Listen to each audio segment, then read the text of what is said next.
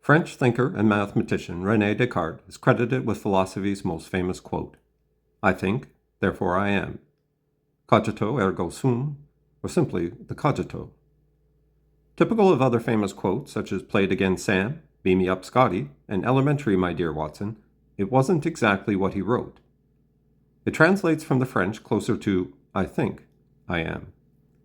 One presumes the word therefore was inserted to relieve the heavy lifting of that tiny comma whose absence would have changed the entire meaning. His second claim to fame was the invention of the Cartesian coordinate system, the overlapping of algebra and geometry. While the combination didn't make either subject any less boring to the average high school student, it did facilitate the modeling of complex physical systems.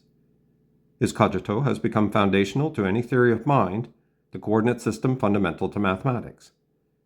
Where he has fared less well is in what is known as Cartesian dualism, a theory that made a distinction between what is mind and what is matter. His noted friend and correspondent Elizabeth of Bohemia presented him with a challenging question. If mind and matter are separate things, how do they interact? With the best biological knowledge of his age, he suggested, and has been ridiculed ever since, that the pineal gland was the point of intersection. But Descartes was not, strictly speaking, a dualist. In the Meditations, he proposed a mind-matter dualism, but he also imagined a third thing, a demon deceiving him about the reality of the world. Might he, Descartes, only be a mind receiving false sensory data from a malevolent higher power? While he reasons with the cogito that his thinking mind is real, after all, how could something that doesn't exist know it doesn't exist? It is through belief, or dare we say faith, that he concludes he is not deceived about the reality of the world. It is a third thing, a benevolent higher power who reveals the truth. Descartes and his world are real. Is faith necessary for a belief in the existence of an outside world, though? The secularist, while admitting it is a scientifically unprovable belief, will say no. It is a useful assumption learned from experience and inference. Solipsism, the belief that our minds are the only real thing and everything else is a construct of it, is an intellectual dead end. Better to believe the world exists and get on with it. There is no need for a God to tell us that the outside world is real.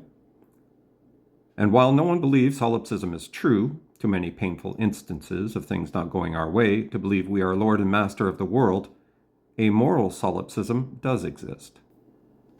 A belief that the minds outside of ourselves are less real than ours, have less value than ours, and exist only for our amusement is widespread. Those with this belief are the other people whom Sartre spoke of who will make our lives hell. Secularists will call them narcissists, or in their most extreme form, psychopaths.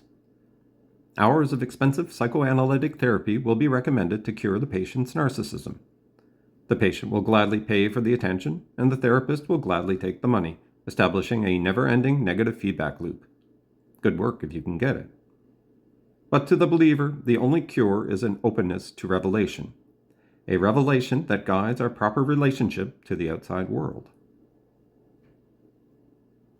In spirit, Descartes' philosophy is more akin to the monotheistic religions of Judaism, Christianity, and Islam, with its dualities of good and evil, or truth and falsity.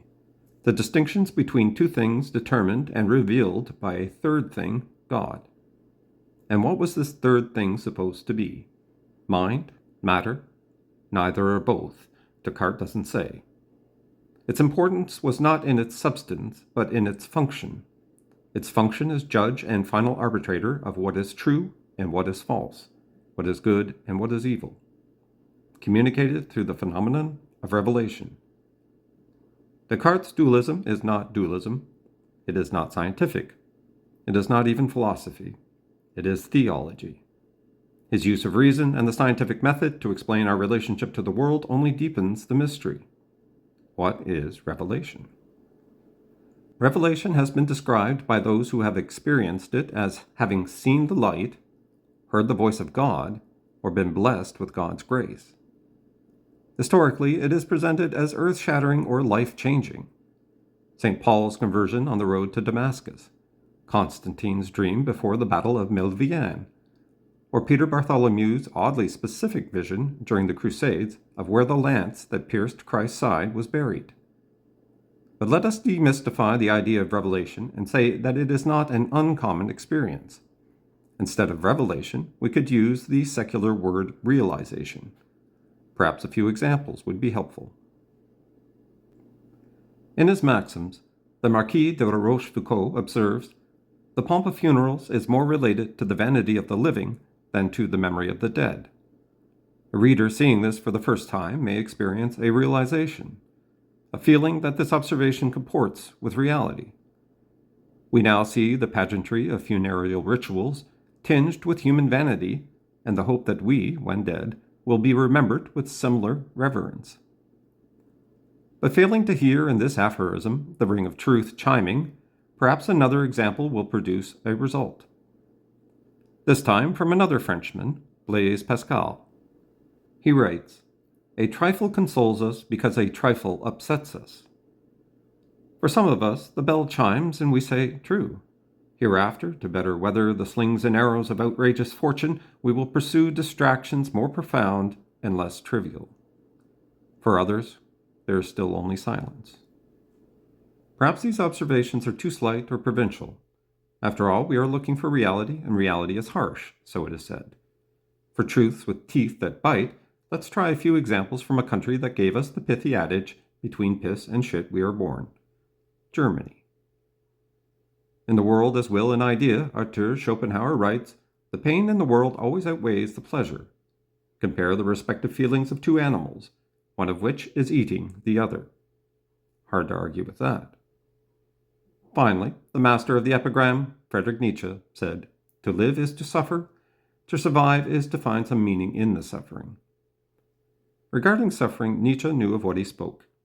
And for an interesting comparison, Schopenhauer is considered philosophy's great pessimist, though he was long-lived and acclaimed in his time, while Nietzsche, the great affirmer of existence, was neither long-lived nor acclaimed, and died an insane invalid racked with syphilis. Was this his reward for trying to redeem our wretched existence? Now, did we make any of these observations true, or did we discover they were true? Have we learned something new, or was it an articulation of something we suspected, intuited, but only now has been brought to light? For Plato, the experience of realization of what is true was an uncanny feeling of recollection. When it came to the problem of where knowledge comes from, the dialogue presents us with the paradox of Meno. It states that since you don't know what you don't know, how can you start any philosophical inquiry? And if you don't know, how could you recognize the answer even if you found it? This is the epistemological equivalent of Zeno's paradox, where infinite mathematical divisibility prevents Achilles from ever starting or even finishing his race with the tortoise. To this, Socrates replies, "Since the soul is immortal and often born, having seen what is on earth and what is in the house of Hades and everything, there is nothing it has not learnt. For seeking and learning is all remembrance." He then proceeds to make his point using, unfortunately, a geometric proof. Whatever name we give this phenomenon, revelation, realization, remembrance, it is something outside of ourselves that we do not create.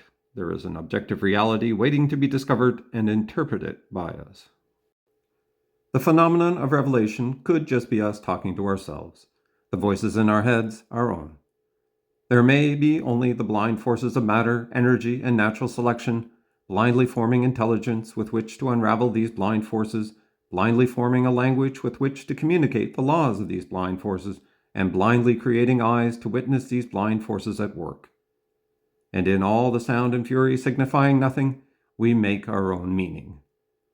We die, and the matter, energy, and information that constitutes the self dissipates into the universe, preserving all the known conservation laws. Darwin, Dawkins, and Daniel Dennett be praised. Is this absurd? Yes, but in a cool French existentialist sort of way. And as the saying, often attributed to Tertullian, goes, "I believe because it is absurd."